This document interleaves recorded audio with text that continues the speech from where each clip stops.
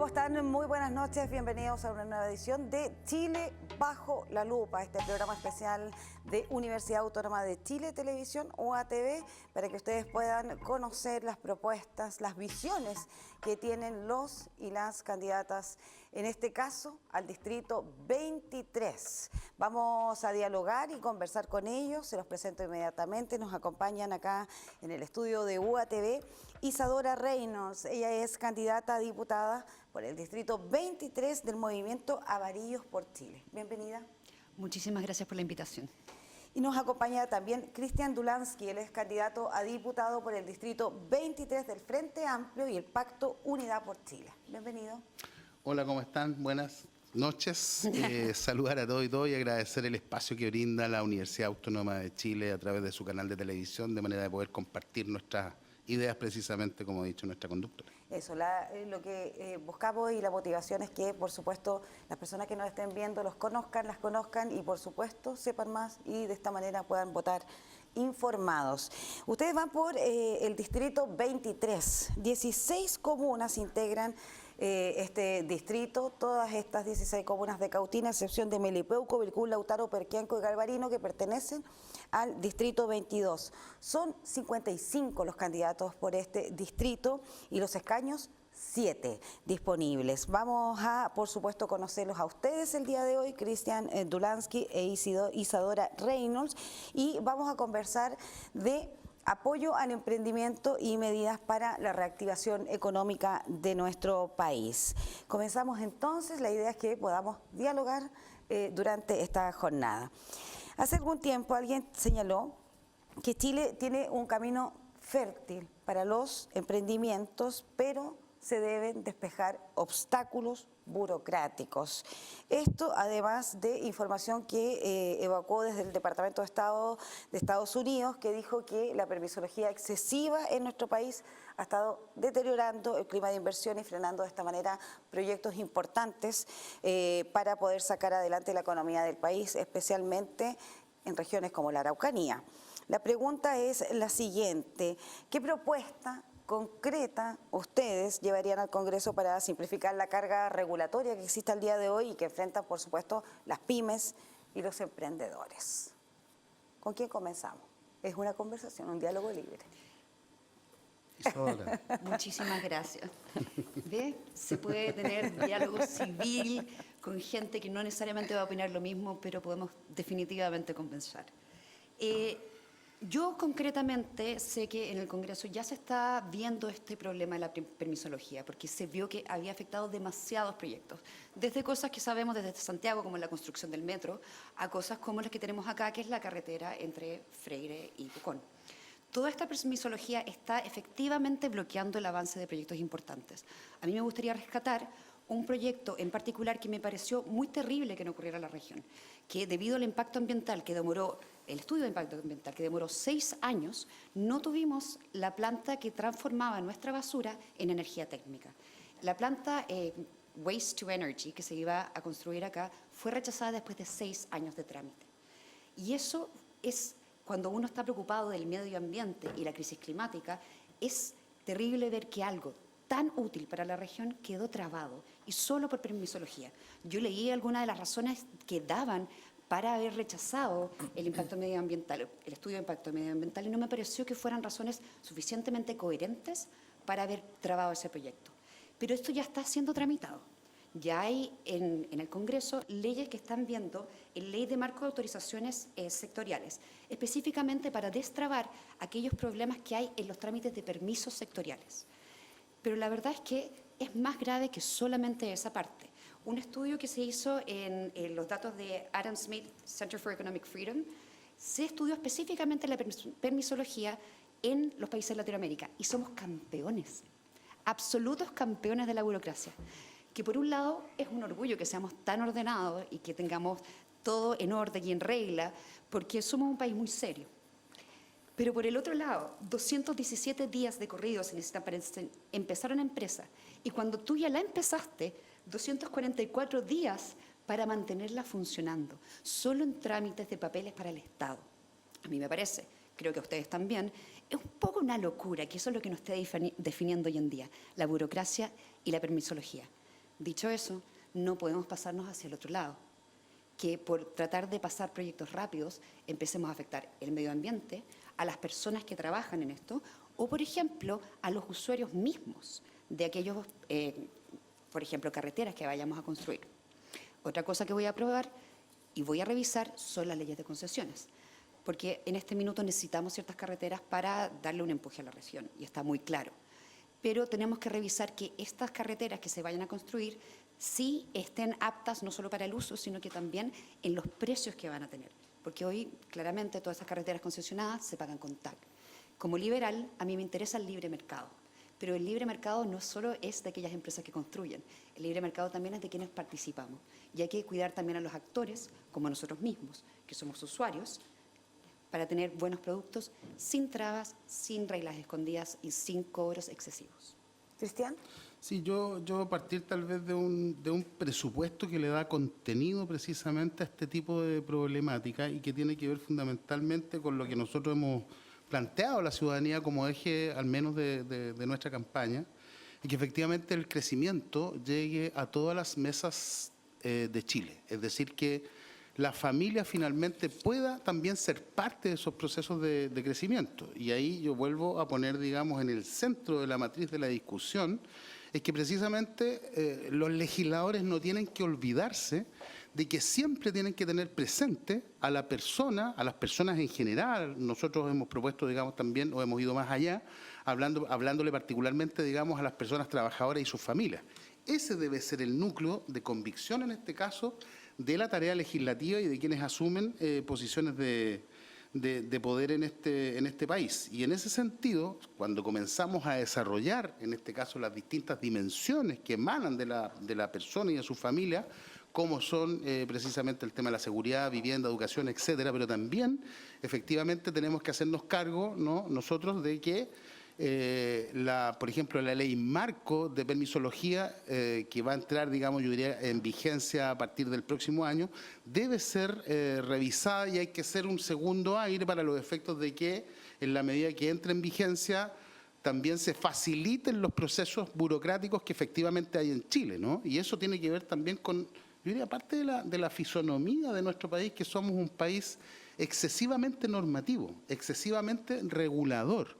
Y eso tiene que ver precisamente con las trabas que en definitiva se están imponiendo a los distintos proyectos, a las distintas inversiones. Entonces, lo que tenemos que tratar de hacer calzar es que efectivamente todo lo que ocurre o que tiene que pasar por el sistema de evaluación ambiental y también por los permisos sectoriales se reduzcan solamente a 2 trámites, establecer una ventanilla única.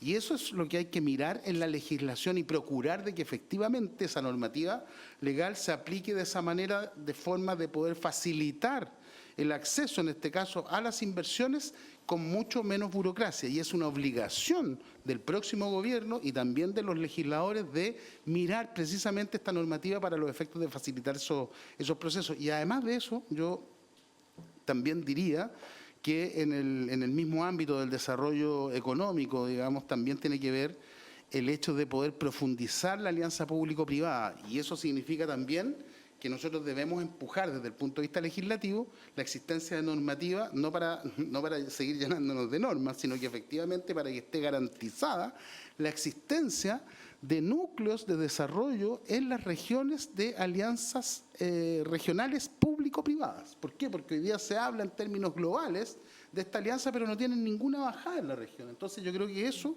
de alguna u otra manera, va a permitir, sumado también a las modificaciones que habrá que hacerle a la ley marco de permisología, va a permitir efectivamente destrabar procesos de manera de potenciar y de intencionar y de facilitar las autorizaciones sectoriales con el respeto, por cierto, al medio ambiente y también a las personas.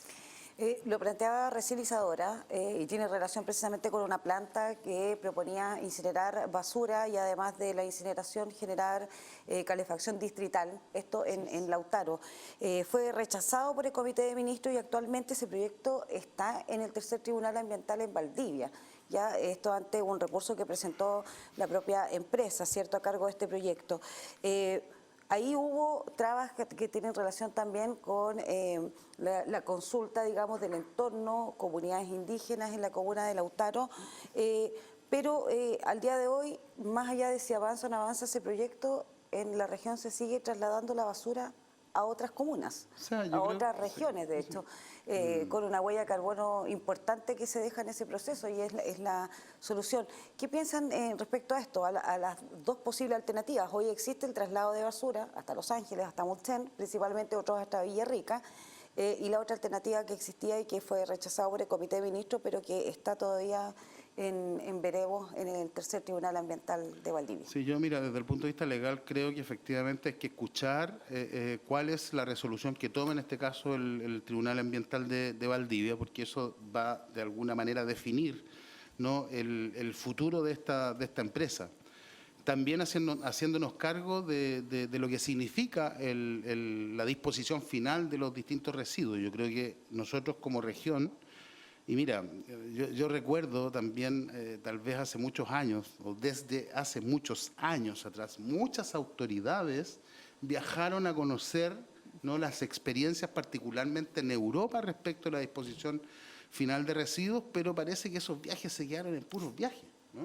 En conocer Entonces, experiencia. En conocer experiencia, pero la verdad de las cosas es que esa experiencia no la vimos, ¿no?, reflejada en ninguna política pública, ni por parte de los distintos gobiernos que han, desde el año 90, digamos, hasta el día de hoy, pero tampoco hemos visto que autoridades hayan asumido con la seriedad, la responsabilidad que de alguna manera merece este tipo de problemática y también la solución. Entonces, desde ese punto de vista, tal vez dos cosas. Uno, necesariamente tenemos que esperar la resolución del Tribunal Ambiental, porque evidentemente eso va a marcar jurisprudencia respecto de este tipo de proyectos, que igual evidentemente habrá que tener presente respecto de los próximos de la Ley Marco de Permisología que estamos conversando, a propósito fundamentalmente de lo que ocurra a contar del próximo año. Y lo otro es que efectivamente nosotros tenemos que tener como región un lugar en donde efectivamente se disponga el tratamiento, digamos, de los residuos domiciliarios fundamentalmente,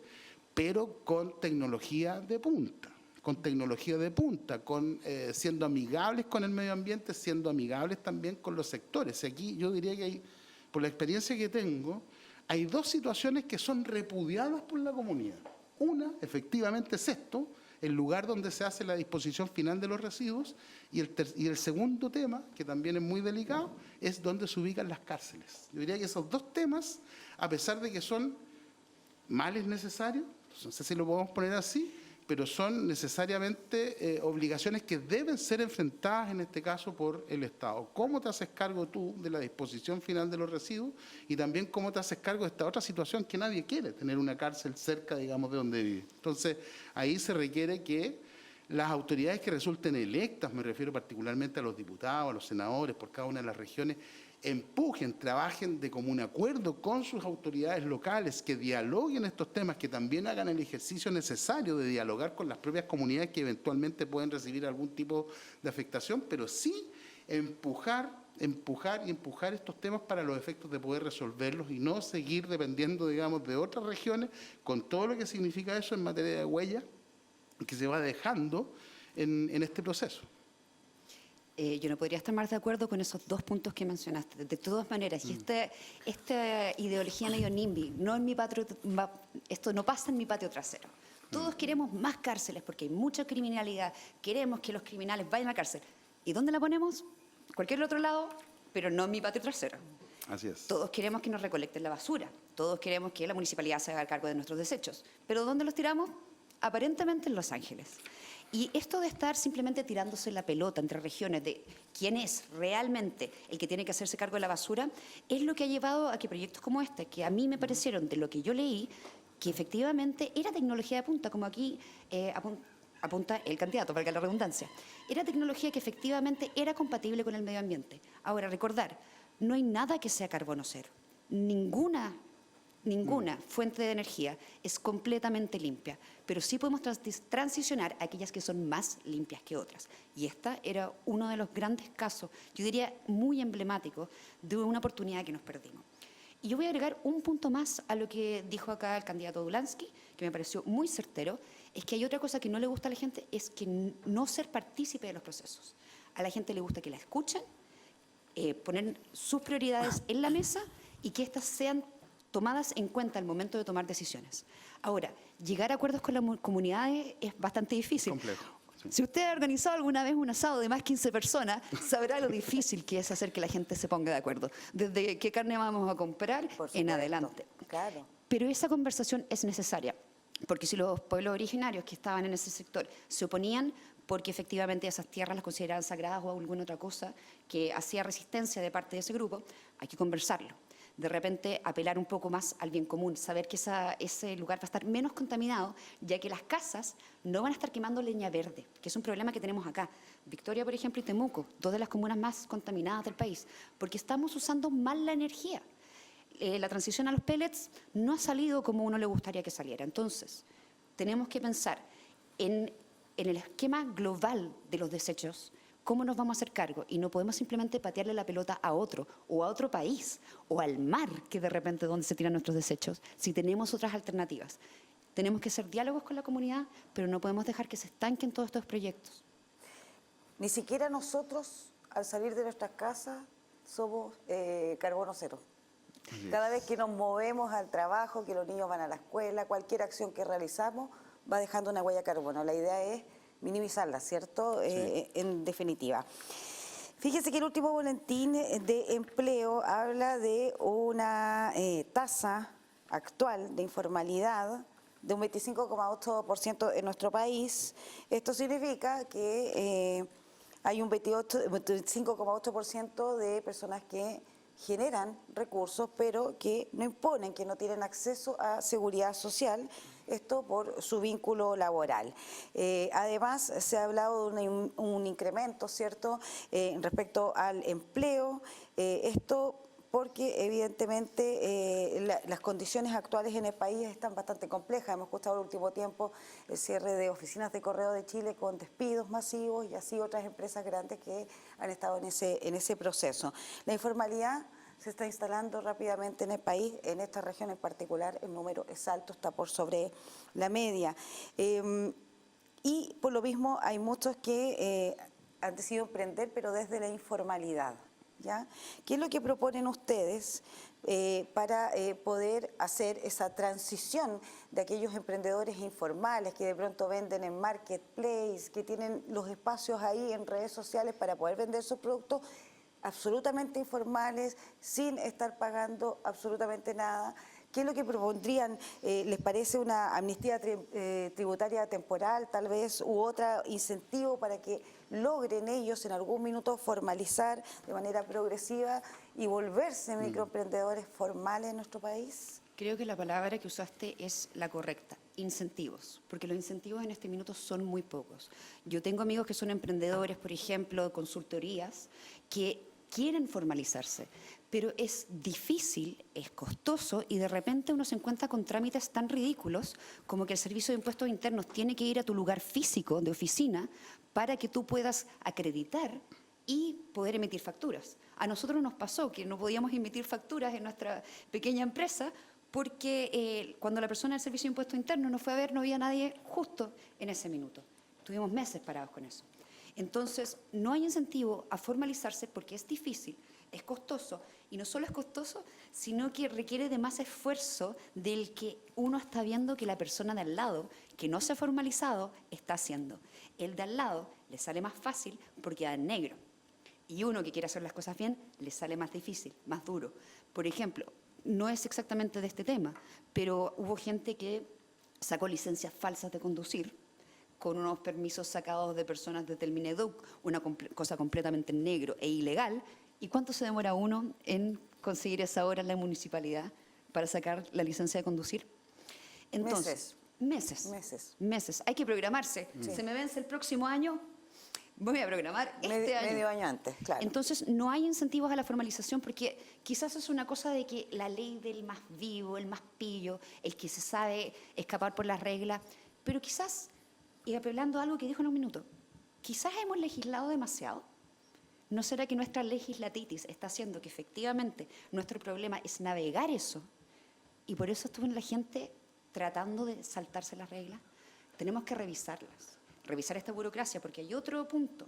El otro cuello de botella que está aparte de los permisos sectoriales son las municipalidades. Y las municipalidades probablemente por esta misma legislatitis, por todo lo que tienen que pasar, no están haciendo los trámites de manera fácil y sencilla, y lo otro también es caro. Es muy caro emprender.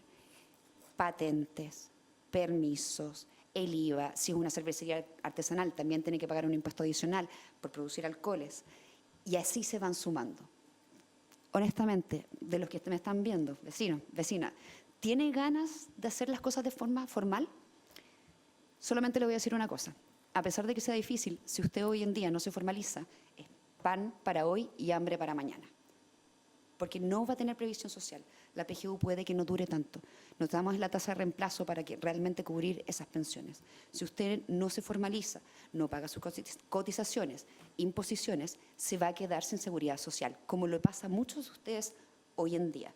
Es difícil y por eso nosotros, si es que nos vemos como colegas el próximo año en marzo, tenemos que revisar estos marcos que están haciendo que ser un trabajador que hace las cosas como corresponde sea caro y se vea casi mal visto. Porque el pillo gana, pero el que hace las cosas bien parece perder. Yo haría varias observaciones, complementos tal vez a lo que plantea mi compañera panelista, y partir por hacer una primera distinción. Nos hemos visto, yo diría, bien sorprendidos por las decisiones que han tomado las grandes empresas de acometer ahora esta ola de despido que usted dice, donde está fundamentalmente gente del retail. Y yo quiero decir, como abogado, además de sindicatos, de trabajadoras y trabajadores en la región de la Araucanía, como representante ante los tribunales, nos ha tocado muchas veces ir a litigar, ¿no?, con empresas del retail, bueno, todas no las voy a decir para no ofender directamente, pero nos hemos dado cuenta de que normalmente esos juicios, las empresas que despiden por esta bolsa de payasos que es necesidad de la empresa, nunca logran acreditar lo que dice la carta de despido. Entonces hay que tener, digamos, mucho cuidado también porque tenemos que, de alguna manera, proteger el trabajo estable que está regulado en este caso por el Código del Trabajo y evitar que efectivamente hayan estas tentaciones y estas ocurrencias de algunas grandes empresas de despedir porque sí, ¿no? Porque están probando sistemas tecnológicos al final del día, provocan, digamos, más desempleo, no por razones económicas. Hemos visto cómo empresas del retail, particularmente Cencosud, ha tenido utilidades millonarias este último tiempo, pero aún así despide a trabajadores y trabajadores. Entonces, la verdad de las cosas es que no se explica ese tipo de decisión. Yo no sé si será por año electoral, por generar condiciones, digamos, de miedo, no lo sé. Entonces, eso respecto del trabajo regido por el Código del Trabajo. Ahora, en relación a todas aquellas personas que empiezan, digamos, a innovar, que empiezan a avanzar, que encuentran la posibilidad de desarrollar algunas iniciativas económicas, también reconocer de que el Estado de Chile hace muchos años ya viene trabajando a través de servicios públicos que son muy importantes, como el Fondo de Solidaridad e Inversión Social, que se preocupa, en definitiva, de agrupar a pequeñas manufactureras o productoras de bienes iniciales para los efectos de poder avanzar en los procesos de formalización. Y en este país hay un proceso que está establecido, que hay que mejorar, por cierto, sin duda, que está primero el FOSI, toma, digamos, a estas personas, le entrega cierta capacitación. Yo no me puedo formalizar si no me capacitan. Entonces, ahí es súper necesario el rol que tienen los servicios públicos y sus funcionarios públicos, por ejemplo, en el FOSI. Esa gente, cuando le va bien, ¿no es cierto?, luego las toma Cercotec, y para que entren en financiamientos mayores a través del Servicio de Cooperación Técnica, requieren la formalización, ¿no? Y se les acompaña en los procesos de formalización. Entonces, yo diría que también no quiero que se generalice ni que las personas que están en casa viendo este programa entiendan que todo es imposible. Hay servicios públicos que se preocupan, digamos, de acompañar en este caso a los emprendedores para los efectos de poder apoyarlos y encauzar las iniciativas que tienen. Y eso hay que apoyarlo y hay que, por cierto, profundizar también la normativa en el sentido de ser facilitadora. Recordar también que hay instrumentos que son bastante relevantes hoy día, como la ley de empresas familiares, que son sistemas que están absolutamente desburocratizados y que les permiten formalizarse muy rápidamente. Yo, de hecho, como persona natural, digamos, hice una sociedad y la verdad las cosas que, discrepando un poquitito contigo, yo tuve mi empresa formada en un día, ¿no? Y acto seguido, digamos, hicimos la notificación por ese sistema, obtuve mi RUT inmediatamente, ¿no? Y tuve que hacer un trámite menor, rápido y eficiente en el Servicio de Impuestos Internos y obtuve efectivamente la posibilidad para los efectos de facturar. Entonces, yo diría que hay que hacer distinciones, hay que mirar y seguir acompañando efectivamente, digamos, a todos los pequeños emprendedores. Cristian, Isadora le aplazó, pero a la vuelta a la pausa, ¿le parece? Si quiere responder o seguimos avanzando en la conversación entre ambos. Vamos y volvemos. Chile bajo la lupa.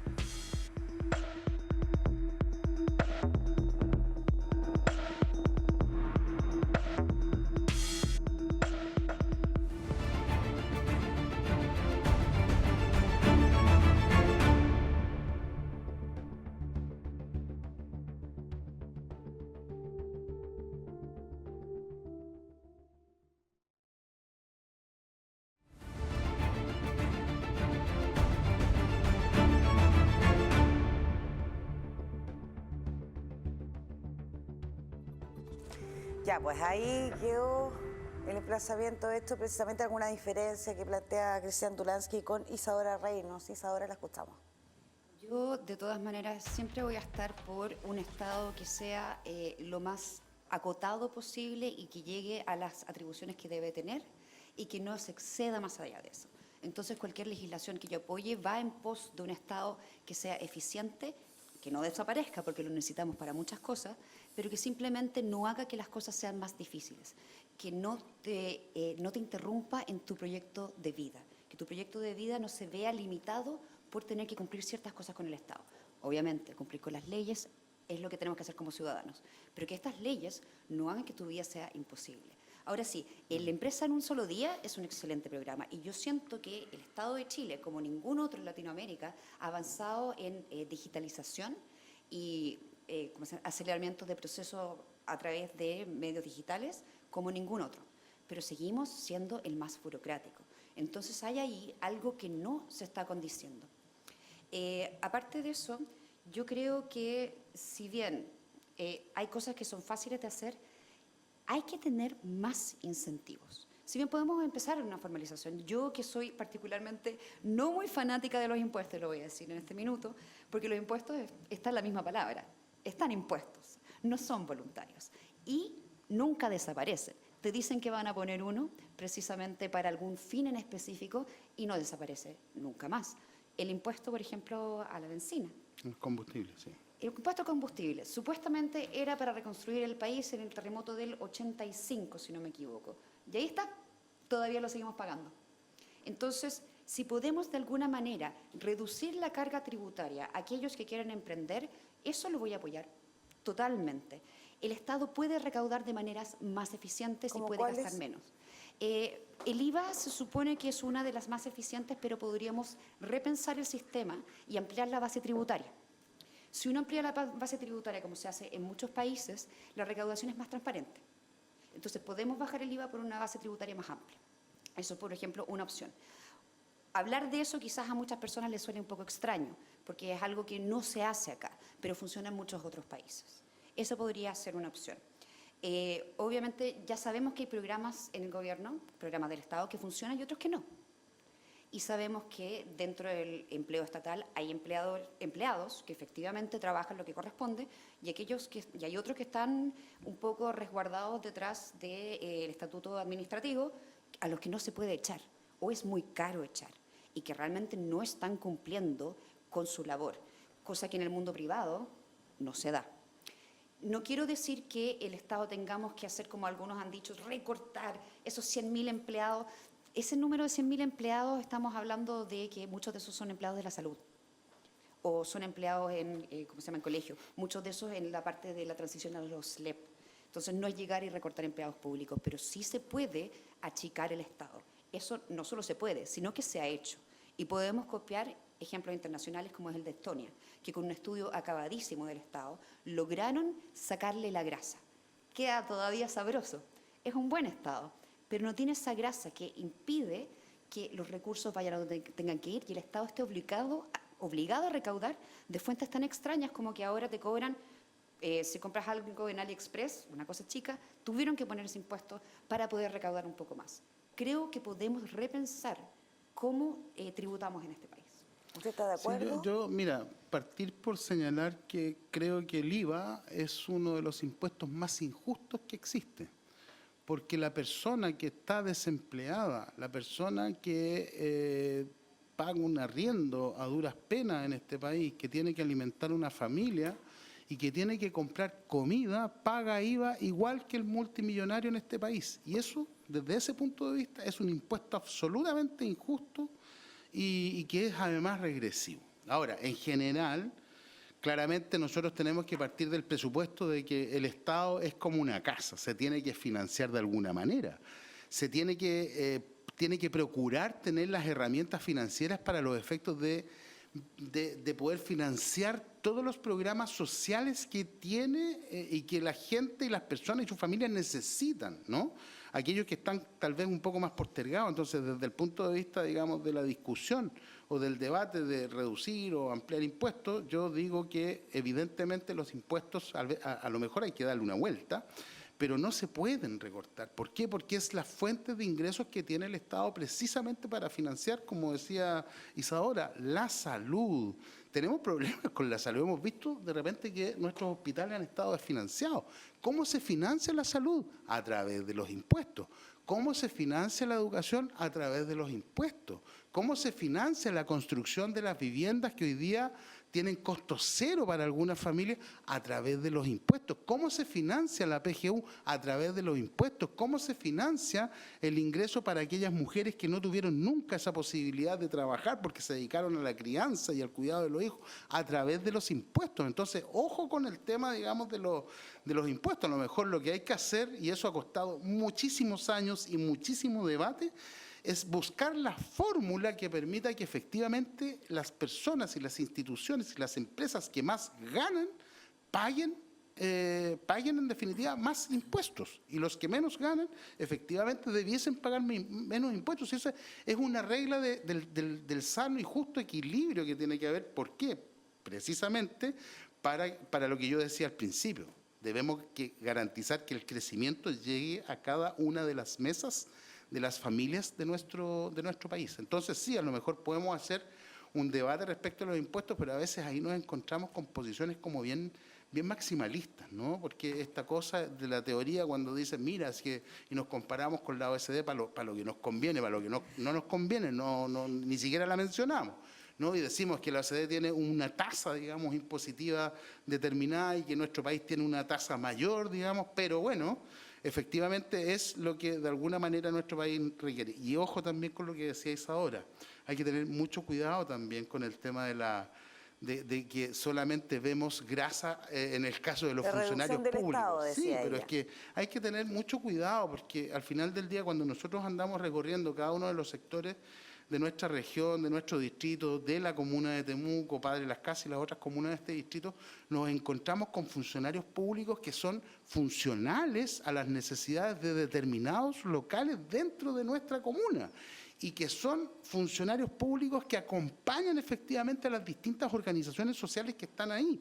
Ahora dicen y hablan de operadores políticos y hablan de un montón de cosas, pero, por ejemplo, en el centro de cuidados que está ubicado en Chivilcán, yo no sé si ubicas tú, Isadora, Chivilcán, que está ubicado dentro de uno de los sectores más populosos de Temuco, que es Pedro Valdivia.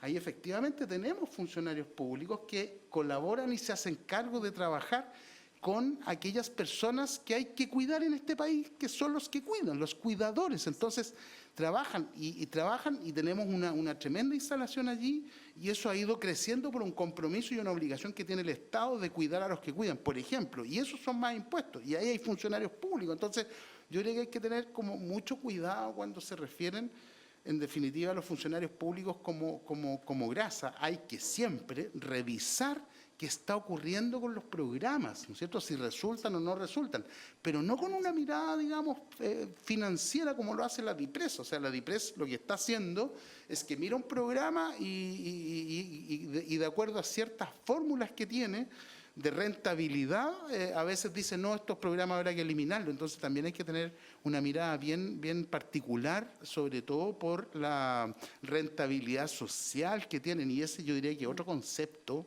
que está, mira, que está muy presente, porque en definitiva, si nosotros nos metemos al tema de la red caminera, claro, en algunas zonas de nuestra región, de nuestra provincia, tenemos muchos problemas con los caminos y ahí debe haber un compromiso de empujar precisamente el mejoramiento de la conectividad en la región, no solo en materia de caminos, sino que también en materia de conectividad. Nosotros debiésemos legislar en el sentido, por ejemplo, en materia de conectividad y de acceso, digamos, a todo el sistema digital, ¿no? Porque hoy día la gente de los sectores rurales no accede a eso. Entonces, debiese aquí existir legislación de que si va a haber una empresa que ofrece conectividad, esa conectividad debiese, la 5G, por ejemplo, debiese hoy día abarcar también los sectores rurales. Tú te mueves 5 kilómetros saliendo hacia Galvarino, dentro de la misma comuna de Temuco, y no hay señal.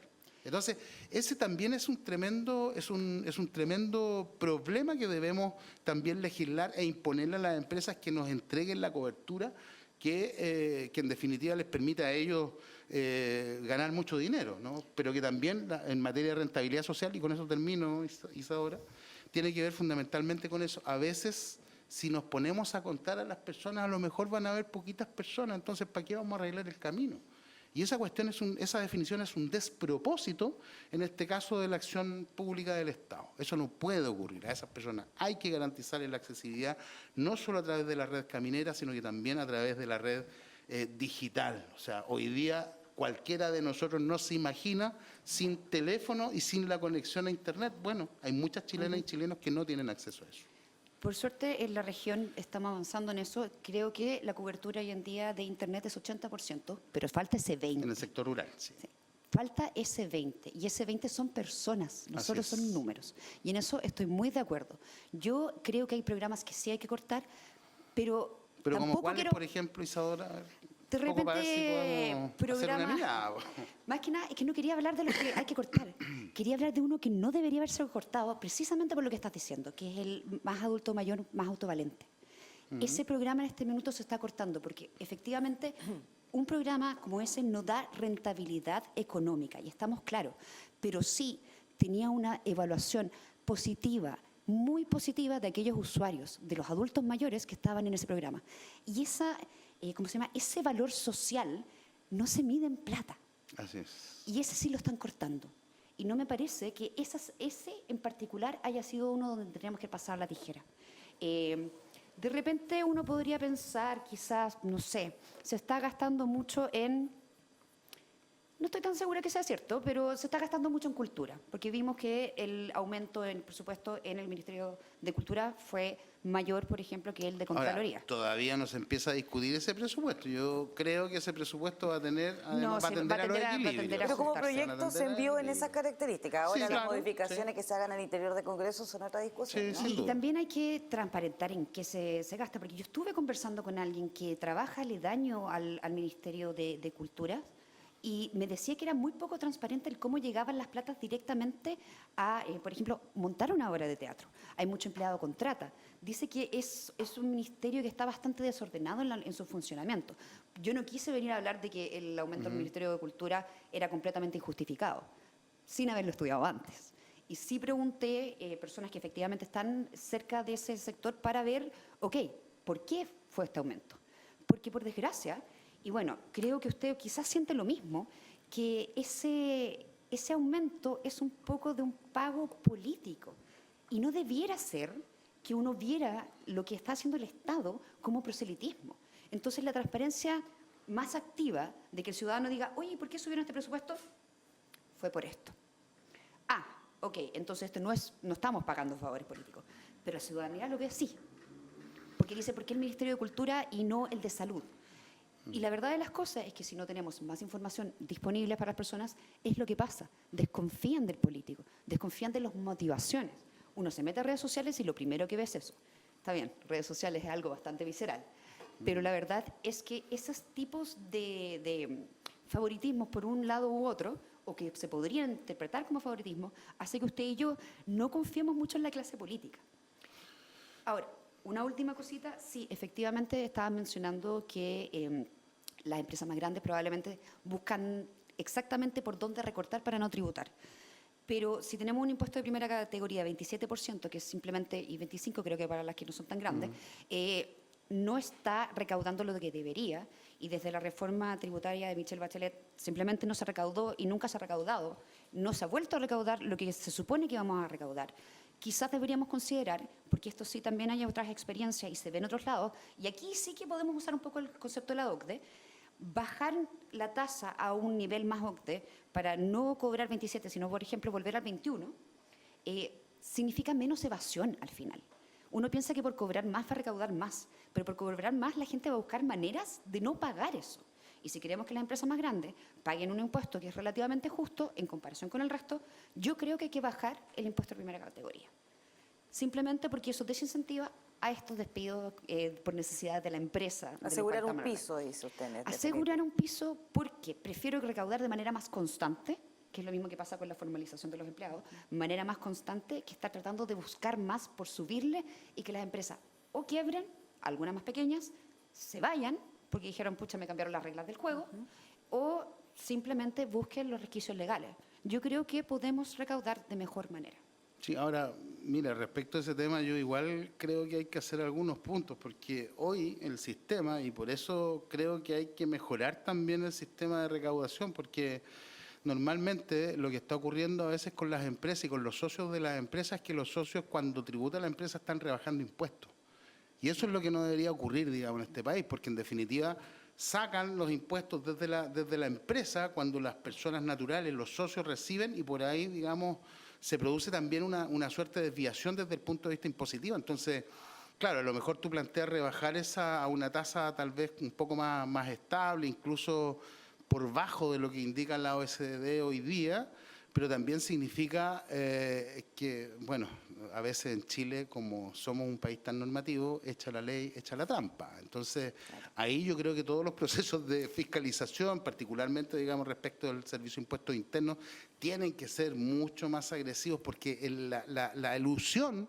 Mira, a lo mejor en este país ni siquiera debiésemos pensar en bajar los impuestos, solo en tratar de generar mejores herramientas legislativas para que el Servicio de Impuestos Internos y también a través del Ministerio Público o entregarle las facultades directamente al Servicio de Impuestos Internos para que persiga, digamos, la evasión y elusión tributaria, ¿no? Y de esa manera poder recaudar los miles de millones de dólares que se eluden o en definitiva se evaden y no pagan impuestos. Yo creo que también tenemos que hacernos cargo de esa situación. ¿Por qué? Porque efectivamente esa cantidad de dinero de alguna forma permite que, o no permite que efectivamente el Estado pueda disponer de todos los recursos necesarios, y es por eso que también no estamos permanentemente en el eterno debate si subimos o bajamos los impuestos. ¿Por qué? Porque si nosotros tuviésemos un sistema de persecución penal respecto de quienes eluden y evaden impuestos, creo que tal vez no estaríamos haciendo esa discusión. Y eso no existe el día de hoy. Las herramientas con las que cuenta precisamente el Servicio de Impuestos Internos no le permiten hacer eso y llevar y precisamente iniciar una persecución penal. En el caso, claro, ahí hay un problema legislativo, porque hay que avanzar en entregarle más facultades al Servicio de Impuestos Internos para los efectos de que no tenga que estar haciendo la denuncia al Ministerio Público y se tenga que perseguir por esa vía, sino que efectivamente el Ministerio, o sea, el Servicio de Impuestos Internos pueda ser en el 100% de los casos parte en la persecución de la evasión y elusión tributaria. El 59% de las mujeres emprendedoras en Chile han declarado que enfrentan más obstáculos que los hombres, ¿ya? Especialmente a la hora de recibir financiamiento y por supuesto, la conciliación familiar. ¿Qué políticas con enfoque de género promoverían ustedes si llegan eventualmente a ser congresistas, diputados del Distrito 23, para apoyar el emprendimiento femenino? Mira, yo tal vez hacer un punto que me parece que es muy relevante, y aquí, claro, también le hablo a las vecinas y vecinos que están escuchando y que tomen tal vez la mejor de las decisiones en el mes de noviembre, el 16 de noviembre. Porque se escuchan bien a los candidatos presidenciales, nos encontramos con algunos que de alguna manera quieren eliminar todas las distinciones en relación al tema de género. Algunos querrían eliminar el género derechamente, me refiero, digamos, a uno de los candidatos conservadores, en este caso del país. Por el contrario, nosotros decimos que hay que efectivamente profundizar los temas de potenciar el apoyo, sobre todo, digamos, a las mujeres, a pesar de que, por ejemplo, en la legislación laboral nosotros contamos con un instrumento que tiene que ver con la igualdad de remuneraciones, ¿no? Hay que profundizar esta situación porque todavía seguimos enterándonos de que existen diferencias en materia remuneracional respecto de hombres y mujeres, más aún en el caso, digamos, de las personas o de las mujeres que tratan de emprender. Entonces, en ese sentido, hay que tener una legislación, y vuelvo, digamos, a lo mismo, porque esa va a ser la tarea, digamos, de los legisladores, de tener herramientas legislativas que reconozcan, apoyen y empujen de mejor manera el emprendimiento, en este caso de las mujeres. Isadora. Sin duda. Lo primero va a ser destrabar la discusión legislativa de la Sala Común Universal. Porque en este minuto quedó trabada nuevamente, y esto se viene discutiendo hace mucho tiempo, nuevamente simplemente porque no fueron capaces de ponerse de acuerdo en quiénes tenían que ser los proveedores de esta Sala Común Universal. Un lado decía solamente entes públicos y otro decía público y privado. Yo en este caso estoy del lado de lo que propone mi candidata Evelyn Matei, que es efectivamente que puedan ser públicos y privados con ciertos subsidios para que las mujeres puedan tener un incentivo para volver al trabajo. Y facilitar también la creación de centros donde se pueda tener cuidado, o sea, de primera infancia, para aquellas mujeres que quieran volver al empleo. Porque hay una cosa que estadísticamente se ve en todos lados. Cuando se habla de esta brecha de género de pago, no solamente necesariamente es en el pago mes a mes, es a lo largo de tu vida. A lo largo de tu vida, porque hay una cosa que se castiga profundamente, que es la maternidad. La maternidad se castiga en el mercado laboral. ¿Por qué? Porque es cara. Es cara para el empleador, porque tienes el postnatal. Pero el postnatal es un derecho y el prenatal también. Porque no tener esa conexión en la primera infancia con tus hijos me parece que no es algo que queremos como sociedad. Queremos que las familias estén más arraigadas y que los niños crezcan en mejores ambientes. Deshacerse del pre y postnatal sería ridículo, pero sí es caro.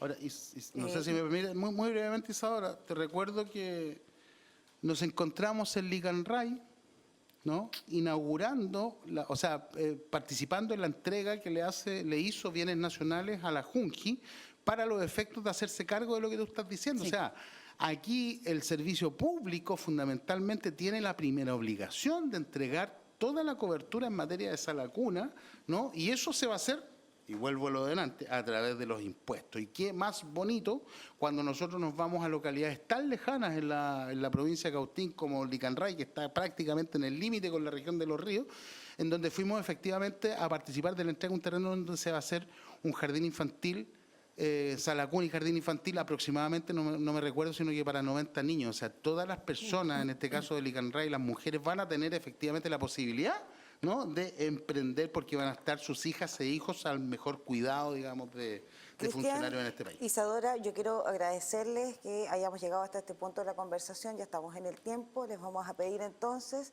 que se ciñan a 1 minuto y medio para que puedan dirigirse precisamente a nuestros televidentes. ¿Comenzamos con usted, Isadora? 1 minuto y medio desde ahora ya. Muchísimas gracias por esta oportunidad. Quisiera primero que todo decir que este debate fue muy constructivo. Me encanta esto de haber podido compartir con personas que uno no necesariamente se ve siempre en la misma línea. Pero eso es lo que va a pasar en el Congreso cuando estemos ahí el próximo año. Va a pasar que no vamos a estar de acuerdo. Y estas son las primeras instancias para ese diálogo cívico que yo siento que nos falta. Así que muchas gracias a Universidad Autónoma TV por darnos este espacio, con mi equipo que está aquí, que estamos siempre todas preparadas, yendo a todos lados. No sé si se fijaron que viene con un montón de papelitos, y no es solamente por torpedo, sino que nosotros estudiamos mucho lo que vamos a decir. No nos gusta en nuestro equipo, porque somos un equipo en esta campaña, hablar sin saber. Dicho eso, también les quiero agradecer esta oportunidad de algo más personal, que es de compartir mi pasión por la política. Yo siento pasión por el servicio público y por eso quiero entrar en él.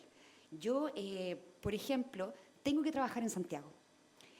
Yo soy académica, yo estudié, tengo bastante participación en la vida universitaria y por desgracia yo no puedo trabajar acá porque en mi especialidad no tuve campo. Y por eso yo viajo, y quizás es una anécdota que para algunos pueda sonar un poco ridícula, pero 2 veces a la semana yo duermo en un bus. Voy a trabajar, hago mis clases, después agarro un bolso y me devuelvo a la región. ¿Para qué? Para visitarlos. Porque ¿saben algo que me ha pasado mucho en terreno? Que hay una palabra que se repite demasiado: abandono. La gente a la que he conocido me han dicho que no las abandone una vez llegando al Congreso. ¿Y no les parece increíblemente fuerte esa palabra? Que lo que sientan los y las ciudadanas de nuestra región es abandono. Pero a fin de cuentas, eso es la manera en la que le estamos pagando a los políticos, a la gente que nos elige. Le estamos pagando con abandono, en vez de pagarles con lo que tenemos que hacer: servicio público, responsable, serio, y con ustedes en primer lugar. Perfecto. Cristian. Sí, muchas gracias. Yo partir por reiterar nuevamente lo que más hemos insistido nosotros a las personas con quienes hemos conversado, que han sido, bueno, en las distintas comunas de la región de la Araucanía, que no da lo mismo quien gobierne, ¿no? Hay que tomar una decisión el 16 de noviembre y esperando que esa decisión las personas la tomen pensando en ellas mismas y en sus familias, ¿no? Ver dónde y quién efectivamente está haciendo un planteamiento de poder profundizar y mejorar las condiciones de vida, de procurar que efectivamente ese crecimiento que hablábamos al principio llegue a todas las mesas de todas las chilenas y chilenos y de sus familias, en donde efectivamente la persona a lo largo de su vida tenga protección. Desde la infancia, desde la sala cuna, la infancia, cuando son trabajadores y trabajadores, tengan la debida protección. Cuando son adultos mayores también, no volver a tener miedo de jubilar en este país, porque en definitiva la jubilación es muy baja, no alcanza ni siquiera para subsidiar o pagar los medicamentos y se quedan sin recursos para poder llevar a su mesa. Entonces, desde ese punto de vista, hacer un llamado, encarecido llamado, a que se informen, lean la propaganda, escuchen qué están diciendo las y los candidatos y tomen la mejor decisión en noviembre, de manera de que podamos seguir profundizando la obligación que tiene el Estado de Chile de procurar defender a las y los chilenos de todas las necesidades que ocurren. Y eso se va a hacer precisamente a través del rol que tiene el Estado. Entonces, tomemos sabias decisiones. Voten, en este caso, por Janet Jara, voten por Cristian Dulansky a diputado en el distrito 23. Mi número, además es un número reentretenido, es C69. El mío es E77. Bueno. Me saqué 2 7 en esta elección. Perfecto. Oye, Cristian Dulansky, muchas gracias por acompañarnos hoy. Isadora Reynolds, ha sido un gusto conversar con ustedes en este Chile bajo la lupa, en el que abordamos temas relevantes en esta ocasión sobre el emprendimiento y la reactivación económica. Y la invitación, por supuesto, es que a que ustedes nos sigan acompañando. Chile bajo la lupa, vamos a seguir conversando con candidatos desde ahora ya del distrito 23 de nuestra región de la Araucanía. Muchas gracias por acompañarnos. Muchas gracias a ustedes. Muchas gracias a ustedes por la sintonía. Nuevamente. Nos vemos. Buenas noches. Que descansen.